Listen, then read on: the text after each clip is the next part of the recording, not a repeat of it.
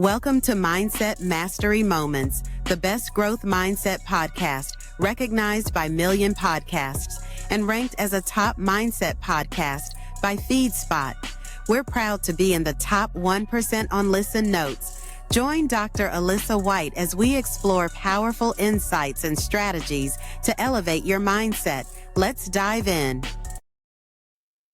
Hello, Disruptors, and welcome back to Season 3 of Mindset Mastery Moments with yours truly, Dr. Alisa.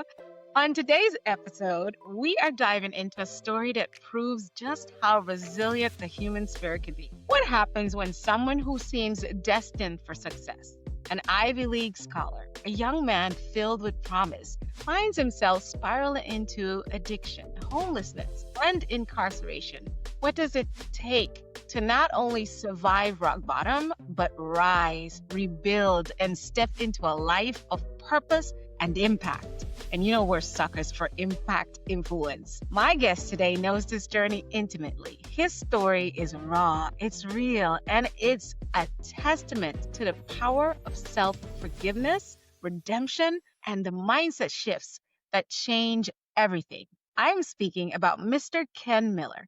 He is a speaker, coach, and author whose life is a powerful example of transformation. Born into both love and trauma, Ken overcame incredible odds to become a National Merit Scholar and a graduate of an Ivy League university. But addiction and poor choices led him down a very different road, one that included prison cells, homelessness, despair. Yet those ashes, Ken chose a new path. With nothing but $28 to his name, he rebuilt his life one intentional choice at a time. Truly remarkable. Today, he's thriving as an entrepreneur, a mentor, and a voice of hope, showing that no matter how far you've fallen, it's always possible to rise, rebuild, and thrive. Ken is the author of an amazing new book called Becoming Ken, One Black Man's Journey, Ivy League to Prison and Back Again. And his mission is clear, to remind us all that where you have been does not have to determine where you're going. Oh my gosh, I'm so excited to have this conversation with you today, Mr. Miller. Welcome officially to Mindset Mastery Moments. Tell us who you are in your own words and what you do and why you do it. Well, first of all, I want to thank you and thank the audience for listening. And thank you, Dr. White, for having me on your phenomenal podcast. It just gives me an opportunity to share. What I always like to say is I like to share truth. That's where I speak from. It's spiritually based, but it's true. As I have interpreted my past and or my experiences. So on a quick overview, and you did a great introduction. I was like, wow, that's me? Yeah, that is me. That's you, a phenomenal human you are. Look, I'm 62 years old, and I'm Wow. African-American male. I live in Bellingham, Washington. I'm married. I'm a grandfather. I'm a business owner. I own 5 businesses today. I'm a mentor of young Black men all across the country. I'm a speaker. I'm an author. And those are the things that I'm doing. But more importantly, I'm just a child of God that tries to manifest my actions, manifest God's will in my actions today. And so I'm looking forward to the questions. I'm looking forward to the inquiry. And again, I'm looking forward to sharing some truth, and hopefully I will be a value added to some listener that is listening to this podcast, this broadcast, this recording, and hopefully there'll be something that may bring in the spirit. That's where Inspire comes from, to bring in the spirit that will motivate you or give you the why to do the right thing. So Yeah. I'm looking forward to it. Let's get going. Let's do it. I'm excited about it. I have not done this before, but it stirred on me. I wanted to start here. In the book, your book, you had this quote that stood out to me. You said, I was a criminal. I was an addict. I was a menace to people who loved me, but I did the work and I found a path to become a man who helps others. Still scarred, still flawed, but free. That's so profound. Can you tell me what that signified for you? What was that moment like to come into that full circle moment, realizing that you had this journey, how you affected others, and still understanding that you were scarred and you're not perfect, but free? Because freedom, I feel like Mr. Miller, is what humans really, we talk about wanting success. We talk about wanting all kinds of things. But I think what the soul really desire is freedom. So tell me what that moment went for you when you penned that particular quote. So let's bring the listener up to date because without context, Yeah. it'll be a little hard to understand. So I was born in 1962. My mother was a white teenage runaway, Mm, and she ended up in a relationship with my father, who was a pimp and a drug dealer in New York. And again, this is a mixed child. She was 17, Irish, teenage girl, yeah. and she Mhm. gave birth to me, and I was put up for adoption at birth. Mixed children were very uncommon at that Yeah. time. And in the South, it would have been illegal. Yeah. So I was put up for adoption. I went through 6 years of foster homes. I was adopted by Irene and Sam Miller. When I was adopted at age 6, I could not read, I could not write, I could not tell time nor tie my shoes because I wasn't being taught that in the foster care system. And then that first summer, my mother, who I call my mother, my adoptive mother, Irene Miller, taught me how to read. I'll never forget that. Just never forget that. It's one of my favorite stories. But she taught me how to read with phonetic cards. So I'm age 6. I was what you might call precocious in that academically or intellectually, I don't have a gene or whatever it may be, but I took to reading and schoolwork very avidly. And so by the time I was in second grade, I was reading at the fifth grade level. That was to continue until I got through high school. I was a National Merit Scholar. I was accepted to Harvard. I went to Dartmouth College and got my degree. But I was broken. I was broken when I went to college. And we can maybe go into that, maybe not. But I was broken. It's in the book, but I was broken. And when I got out of college, I graduated with a degree in fraternity with a minor in drinking. And that was to cause me some difficulties, obviously, when I went into the corporate world Yeah. in 1984. Within 2 years, and this will get to the reclamation project here Yes. of my life. But within 2 years, 1986, I had relapsed. And within another year or two, I was on the streets, homeless. And I was to remain homeless for 21 years. When I mean homeless, I was homeless. I was in the mission. I was in the abandoned homes, the abandoned cars, Mm, living in the motels. I was a street level alcoholic and crack addict.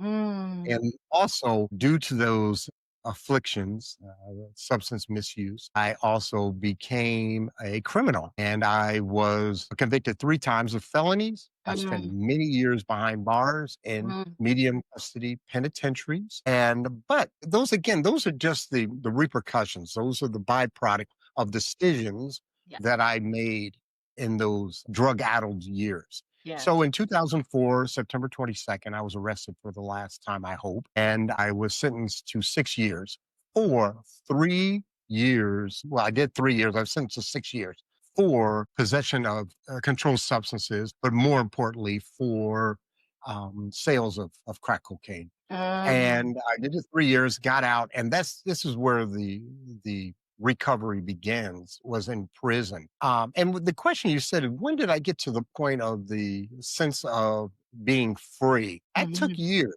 That took Sure. years because I wasn't sure if this was real. I'd been to 14 treatment centers, Smug. inpatient treatment centers in my journey.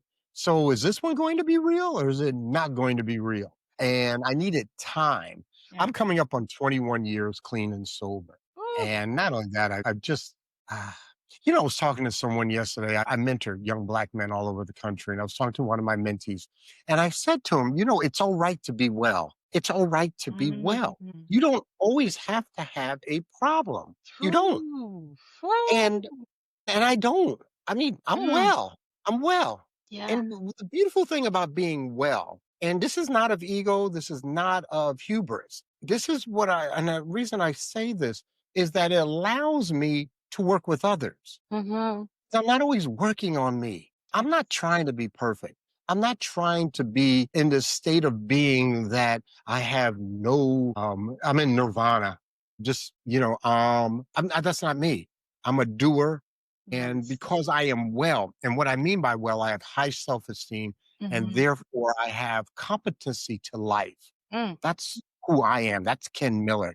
Yeah. So when that time came of the freedom, I would say I got out of prison in '07. I'd say it took another 4 to 5 years where I felt that, and there were glimpses. There's always glimpses, but when I really felt well and felt free from, and let's go back one more step. I hate to Yes. make this long, but Yes. No. No. it's free from what? It's free from what? Mm. That's the question we Mm. really need to Talk ask to us yourself. If about you that. want, Talk to us about that. yes, let me talk to you about that. What I say to people is, you have an internal world, external world, and a spiritual world. Those are the Hmm. three worlds that we interact with. Yes. My problem is I needed freedom for me.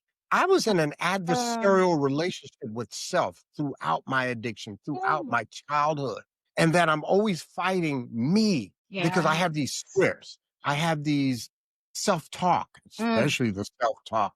I have a sense of who I am or where I am lacking, and I'm always in this battle with me. And when I got out of the adversarial relationship with self, that was the true freedom. It wasn't so much the external. And then there was always this battle between God and I. mm. I wasn't winning that one, Huh. but it was literally a battle between them. No, I'm not going to do your will, what I call God's will. I'm going to do Ken's will, which is inimical or an antithesis or opposition to your will. That is my choice. That is my decision. Wherever the chips may lie, and we used to have a term on the streets, till the wheels fall off.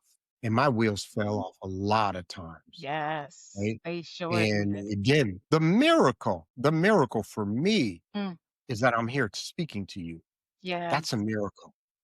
People that go to my level, Mm, and I'm not saying I was worse than any other addict. Believe me, if we had a scale of 1 to 100, I was in, 1 to 5, in wow. negativity and bad. Yeah. 0 or 1 is dead. I Yeah. was there. Yeah. I was there. You've been there. You've been there. Mhm. Oh, you see, you got me stuck on the free from self because Yeah. it's my belief that the battles, the conflict, the stress, the drama it's first me, and then life is mirroring, my experiences are mirroring back to me those internal struggles. So listening to your journey coming from your childhood, it was already offset, and you battled, I would say, with being adopted. You did everything that you could, because as a child we don't know what we don't know consciously, but subconsciously, you've gone through the rejection of your mama, the Mhm. rejection endured, and going through, thank God you did get adopted and all that stuff. And I'm sure your parents did everything they could because you landed as a national merit scholar in the halls of Dartmouth. So there was obviously you were pushing towards doing the best you can with everything you have, but deep inside, there was that part of you that was never confronted and found safety over time with the indulgence of this. Would you say that's kind of how you see it now as you look back at it and understand a little bit more from the psychological space? That's interesting, and I can talk to that. Yeah, I'd I love was to hear talking you share to that because there's Yeah. someone listening to us, Ken, that they're in a pickle right now. They're on a downward spiral. Maybe they're not far gone yet, but they're able to hear this. They're like hearing you and it's like, well, what is wrong with me? So if you can share not a diagnosis, but sort of give us how those early experiences shape both your ambition and your struggle. So what we do is we have adverse conditions or events that happen to us. And this is my opinion, my belief, this is my truth. And because I spent years looking at this. Let me go back to uh, something. So I get out of prison in '07. I start work. I'm clean. The clean just allows me to not have to deal with the repercussions of active drug use. Okay. But I'm still me. I'm still this body, this vessel, this brain, these memories, these experiences. And I'm a big one on scripts. Okay. Their input comes in and I have to play out the script. In fact, it's very interesting, Dr. White. I'm writing a book with a wonderful gentleman named Dr. Will Moreland on respect. And what does that mean, especially in communities of color, but also in the corporate boardroom? But Can't wait respect for and that. I'm disrespect familiar with is Dr. always Will going to as be well. it's going to be the bomb. It's going to be awesome. But so here I am. I am been clean for 5, 6 years, and I make a transgression. And the transgression was I had infidelity in my marriage. Okay. And I went deep for 2 years trying to understand why I did what I did. Because it had nothing, literally had nothing to do with the other person. It had really nothing to do with sex. It had something to do with my sense of belonging and inability to say no. Okay. And why I needed validation from external sources, because that's what I needed as a child. I mean, I went in and I went into the core issue. So, what I've always learned, or what I've learned over time, I've worked with probably 60, 70 men as a mentor. And I'm truly, another book I'm writing is Mentoring Within Communities of Color. That'll be coming out probably December, You January. have to It'll come be back phenomenal. with these works and talk They're about gonna it. be oh, I will. I'll go on the again, so much I want to say. Say So, it all. This is the space. well, This is yours. This is your stage. yeah. Whatever gives you, and then we'll come back and do another episode if we have. So when I'm working with men, as men, one of our most difficult things is violence. We are violent by nature. Okay, that's any society, any culture, period. But we also have a very strong and difficult situation within the Black male community with violence. Mm-hmm. So many times, when I work with men and I'm looking to men, I'm the mentor. I haven't gone to training, but I have life experience, true life, and I've overcome. So I always start with what was the action? Okay, behind the action, usually well, not usually, there's always a feeling. What was the feeling? Behind the feeling, what was the self talk? Because there was a self talk that says, oh, he's trying to punk me. Oh, he's going to disrespect me like that. Or she said, what? Dot, dot. And then behind that, I always look at, because the emotion is anger. Behind all anger, and I've looked at this for 15 years, all anger is based on fear. I have not been able to define an anger that's not based on fear. So we have to define what is fear. Fear is the future anticipation or expectation of pain. That's all it is. Expectation or anticipation of pain. 1 second away, 1 year away. But that's what fear is. We're expecting pain. What is the pain? And many times it's an emotional pain. And then behind the pain, what is the core issue? For me, from my childhood on, my core issue is that I would die alone. That's my core issue, that I would die alone, because I knew I wasn't wanted. I knew that as a 4-year-old child that I was thrown away. That's the way I perceived it. That's what my limited intellectual capability, because I'm going to foster home. I know what a foster home is. Okay. You go there for a month and you go to another one. You go to another one, and you go to another one. And until I got adopted, but then what the adoption taught me is the power of the lie, because an Mm. adoption is a lie. It's a lie. Tell us And we about would go, I'd be with my mom all the time, and people say, oh, he looks just like you. And we would just smile and yes, yes, that. but I knew that was a lie. My name is a lie. Oh That's my. not my name. I'm not a Miller. I was born a Horn. I was a Horn. My mother was Horn. And so Wow. believe me when I tell you, I was 7, 8 years old and I understood how to lie and Oh, understood the power of lying as a child. One of the most pivotal things that happened to me as a child is I stole money from my mother's purse. I don't even know if it's in the book. I can't remember. But I stole 1972. I was 10 years old, 9 going on 10. And I stole like $50, $100 out of my mom's purse to buy other children candy so that they would like me. And for the next 50 years, I've been buying friends, and did that because I wanted you to like me so badly and not abandon me. God, I'm going to get ready to cry because that's my core. That's my core. But it took me years to get to this core issue. So when a young lady comes to me and makes me an offer, I don't say no because I need that validation. You mean right. you find me attractive? You think I'm all right, even though you're a 21-year-old white girl and I'm married to a sister who don't play? Listen, speak Or, on it. sure, let's do this. Wow. And believe me, it hurt her so bad. Mm. And it hurt our marriage. And we stayed married till my wife passed away. And, I had to really, really look at me. And so I went in and it took me 2 years, 2 years, because what it is, this is how I explain it. And I've worked with guys on this. Life is, there's a great book called The Memory Chalet, phenomenal book. And this is how I picture it. So because some people are I'm more into bullet points and spreadsheets, but there are other people who are much better with visual. So life is a house that has a long hallway, and on the hallway there are doors, and the door says 8 years old. The door says 13-year-old rape.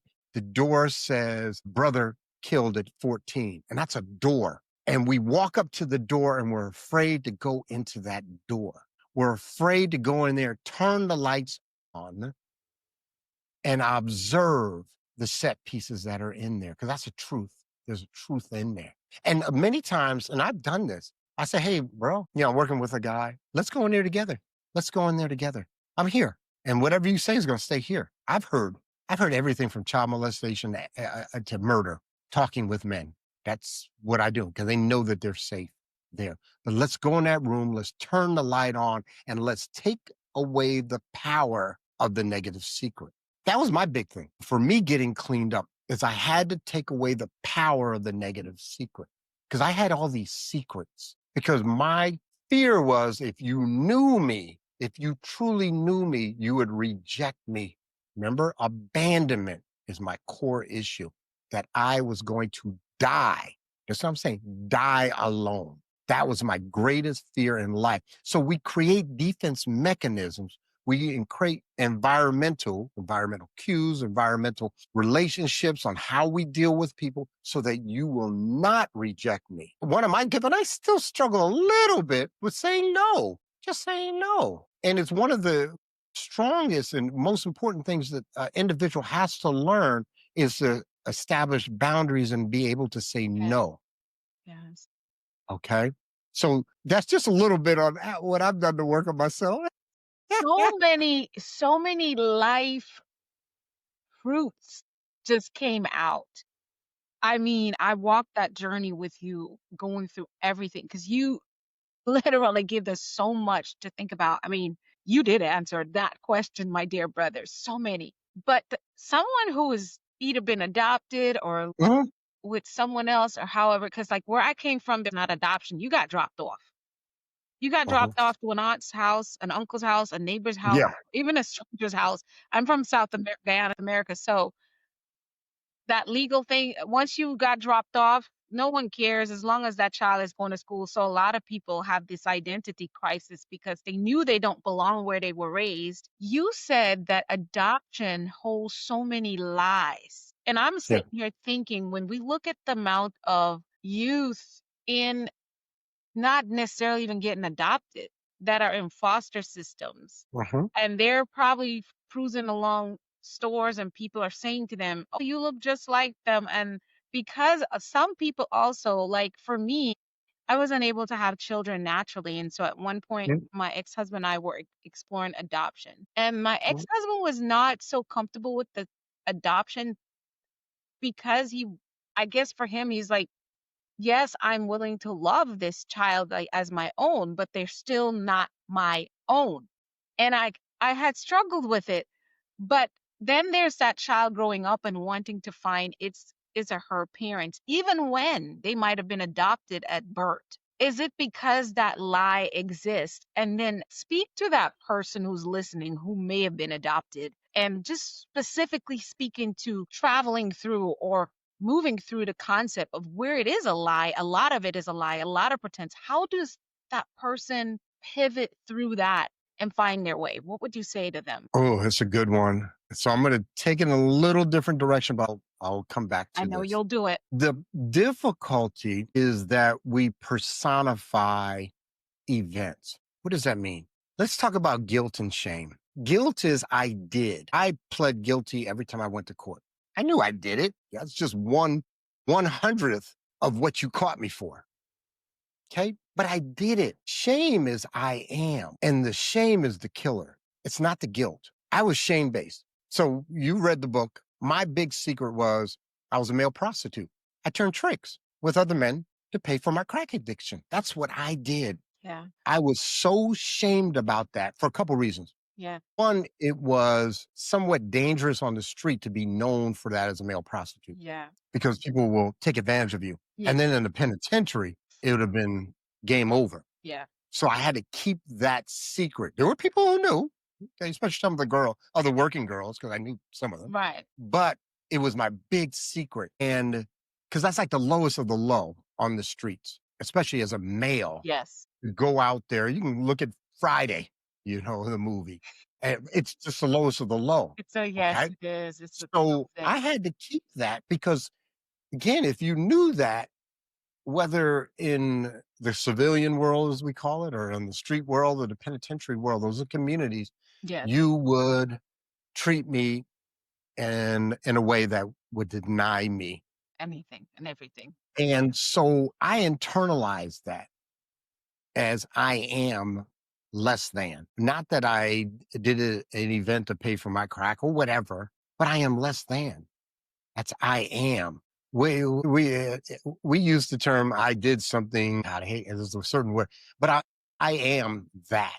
Okay, so that's the difference between guilt and shame, and that's part of the dichotomy that we have. This difficulty that we have, and that we personify an event to say that that's who I am, as opposed to that's what I did. And it's so important that an individual listening. So what happens is I was put up for adoption. One of the key things about the whole process is I'm a seeker of truth. Once I have truth, I can then determine and understand. Plus, I'm so much more mature now. I understand human behavior and especially adult behavior. But as a child, we don't understand adult behavior. All I know is I have been thrown away because I'm a piece of garbage. I must be, because that's what happened to me.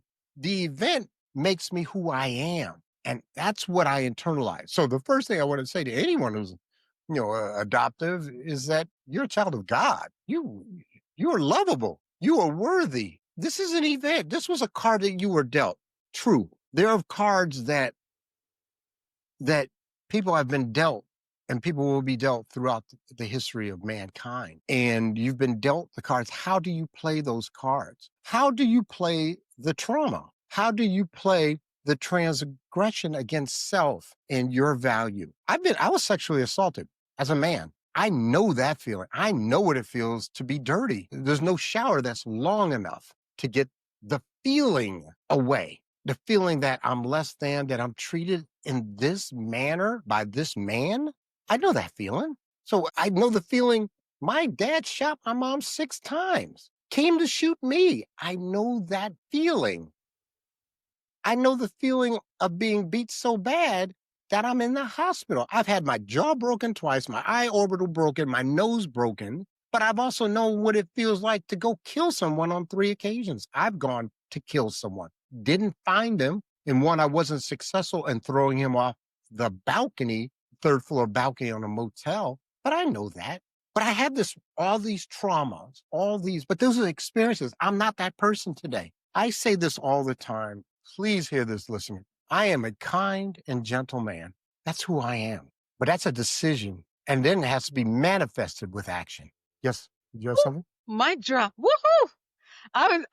Listen, I am sucking it all up because you are living, breathing of what we talk about on this podcast, what my whole entire work is about, the identification that the difference between shame and what you've done is so important. And I wrote our international bestseller is called I Am. And that's Wow. exactly Wow. about talking about releasing shame. That was the premise of it. And all of us were women who went through some form of narcissistic abuse and ended up in poverty or whatever. Mhm. But it's a releasing of shame. And when you talk about that, I know when I was an early childhood educator and I was managing early childhood, but I did my degree in early childhood education, very first degree. Right. And we learned about separating the child's behavior from the child. And Mhm. so we live in a society where we're able to do that for children. But when someone gets a labor, oh, this is a sex offender, this is a prostitute, this is a drug Mm. addict, and it's just even our culture legally allows us to label people forever. Once you become a felon in the United States, it's very slim chance that you can get that off your record, right? And so Correct. it's so important for our listeners and viewers to hear you say, this is who I am, this is what I've done. But here's the thing about who I am. I get up every day and I choose to be a kind and gentle man. I can choose that and I can unchoose it. And I'm snickering in the back of my head because I heard myself say that. And I see it all the time where people comment on a lot of fights and outbreaks that someone woke up today and chose violence. Yes, that is a choice. Now, there are some underlying factors that will push you to basically feel like you have no other choice but violence. But it is a choice when you get to a certain age, but you have to create an environment and all kinds of things. So, my question is to you, when you say choose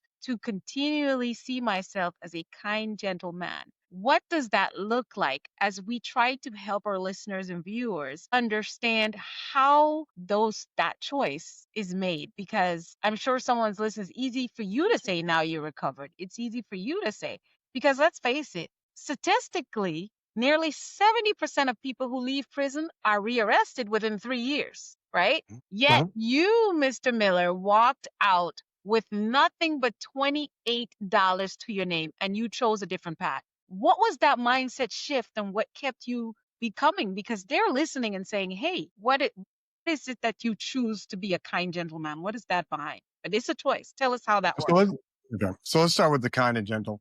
1997, I went into the rooms of recovery, one of the anonymous meetings in one of my attempts to get sober.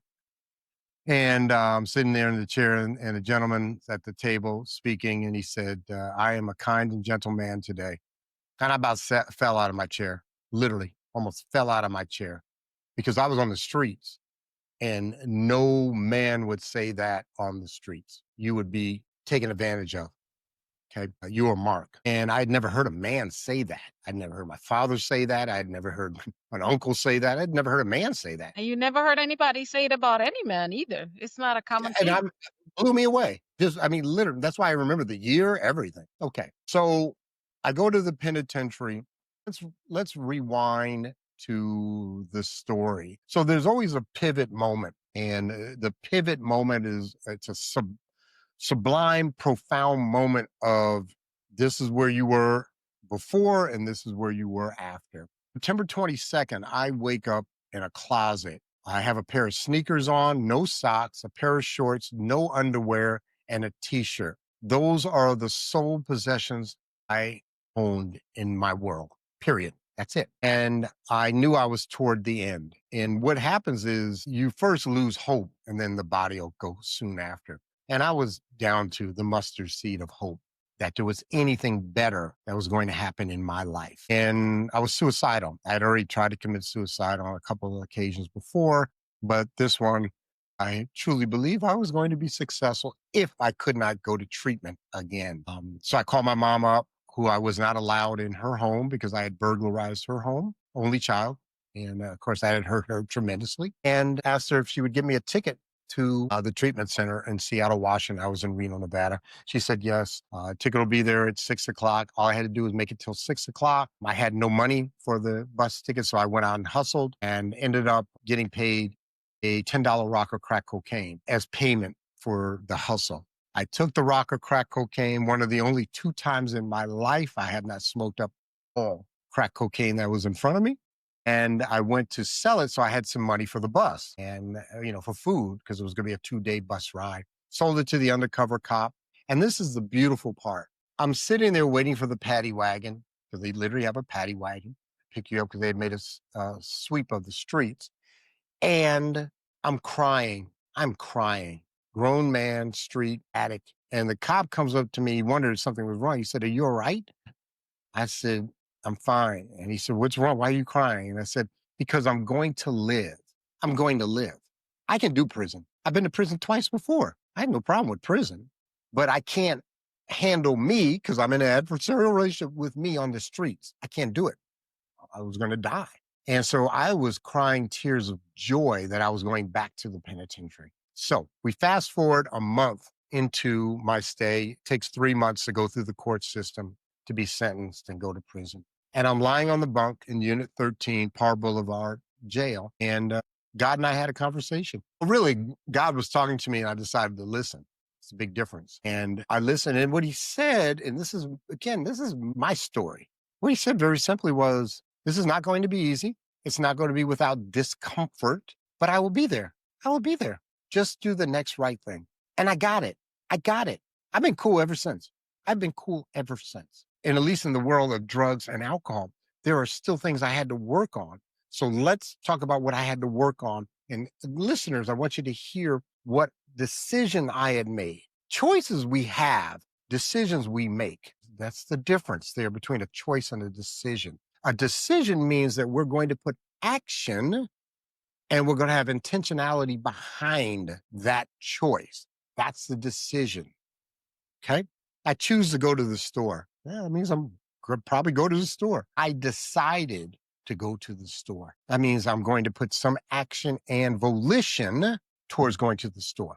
So I go to prison and I knew from the jump, and I've been thinking I needed to work on 4 things. I needed to work on physical, mental, emotional, and spiritual. The physical, I came in there 160. I'm 205 as of this morning. So you see, I put on 45. And I'm not a big guy. Okay. I'm thin. But I was what we call sucked up. So I worked on that, lifted, set some records on the yard. I was a power lifter, all that. Great. No problem. That took care of the physical. Intellectual. I came in there. Your brain atrophies from misuse. It literally atrophies.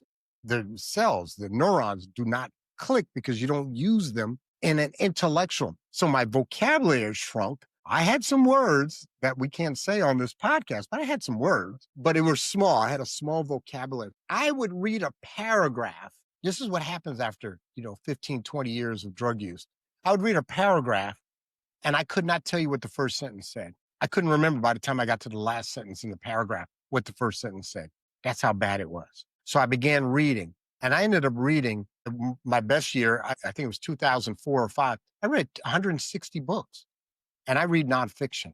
Okay, because we have a library at prison. So I worked on intellectual, and in fact, what I did as what they call my hustle in prison is I wrote letters for illiterate Black men, which was eye-opening. That's what I did. Illiterate Black men who could not read or write. I would write letters for them to their pastors, to their girlfriends, to their wives, sometimes wives and girlfriends, because they could not. They couldn't write. And they would pay me a stamp. Everything is done in stamps. So that took care of the intellectual. This is over a 3-year period. Then I knew this is an important one. I needed to work on the emotional. And again, how did I see the world? Why did I have so much anger? Why did I have so much fear? Why did I have so much shame? And so I went into, they have counselors in prison.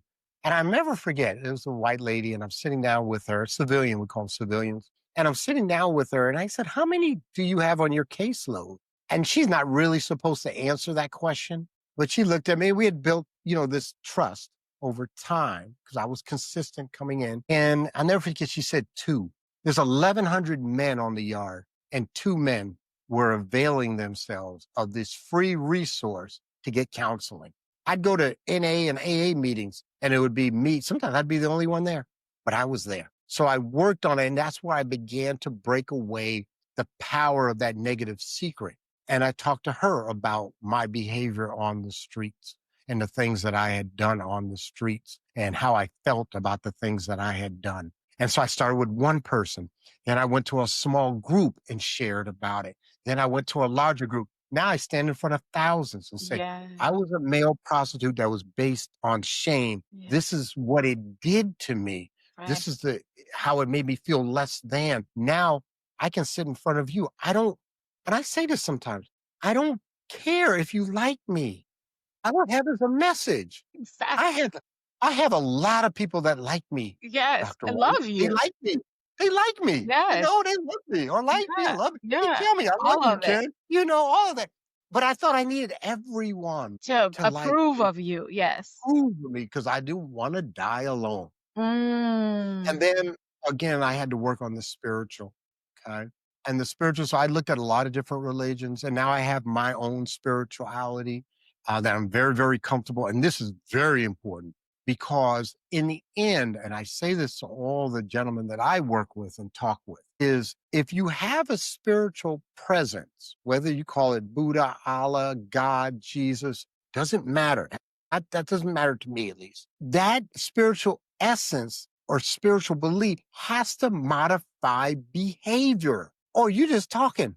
You're just talking because that's what belief is. That's what belief is. So my belief is, and we have a step in the anonymous program, sought through prayer and meditation to improve my conscious contact with God, praying only for knowledge of His will Mm. and the power, courage, or strength to carry it out. I don't pray that often, Dr. White. Tell me about I that. don't need to pray that often. Tell me. I know what side of the street to drive down. I know how to bench press 225 off my chest. I don't have to pray before I do that. I don't. Right. I also don't pray for people's health. This is me. Tell us why. Because what I do is because I only pray for God, knowledge of God's will. I have a person who's a dear, dear, dear friend who has stage 4 prostate cancer. Mm. Just found out a week and a half ago. Mm. Thy will be done. Thy will be Be done. That's done. God's will. Yeah. Will be done. What I do is, what can I do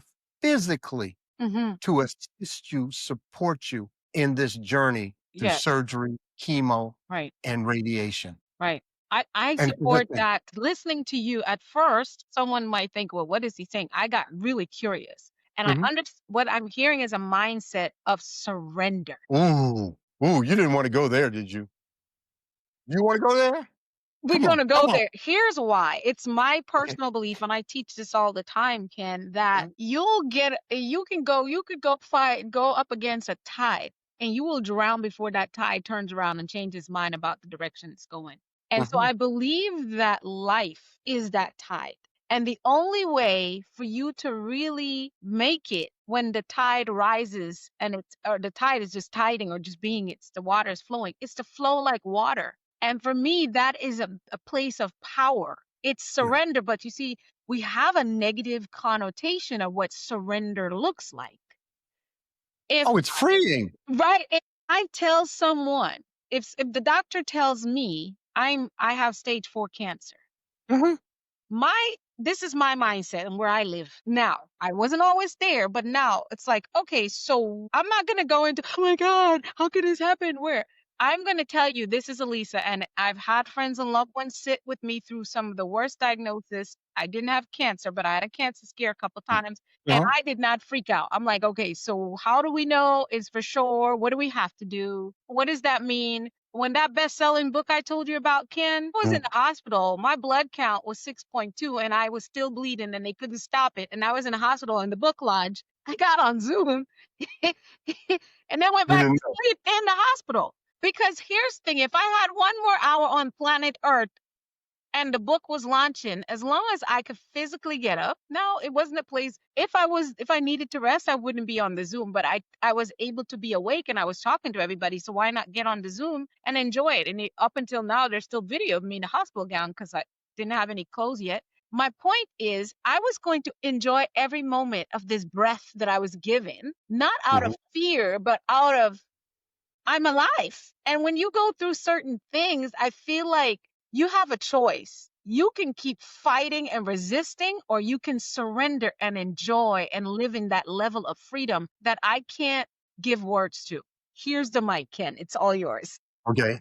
I want to talk about surrender real quick. So I was in treatment in 1998, Jackson, Mississippi, place called Copac, great treatment center. Again, it's the treatment center is only as good as the individual that's willing to adhere and or do what is put in front of them. Yeah. But I'll never forget, I'm walking with this psychiatrist who was in treatment also. And he said, Ken, you know what your problem is? And, when you hear that, you're like, this is going to be good. He said, you have situational ethics. I wanted to fight him. I wanted to fight him. I wanted to hurt him for saying that because he got me. He saw through the mask. Yeah. And what I mean by that is I'm a very ethical person depending on the situation. Okay. And what I don't have is integrity.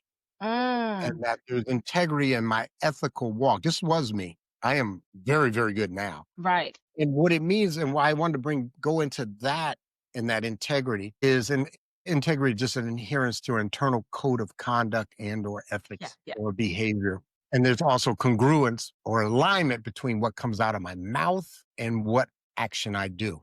And Yeah. there's a difficulty sometimes. But I want to go back to the surrender because what happens is people do what is called conditional surrender. It Mm. depends on the condition. So there's two surrenders in war. Literally, war is a legal term, and countries go to war, and there's a form that you send out that you state that we're in a state of war. Yeah. The United States doesn't. That's why when we don't do it, it's a police action or whatever. So in World War II, the president said only thing that he would accept is unconditional surrender, which means we establish the conditions. You can't, as the loser, establish the conditions of your surrender. Ah. It has to be unconditional.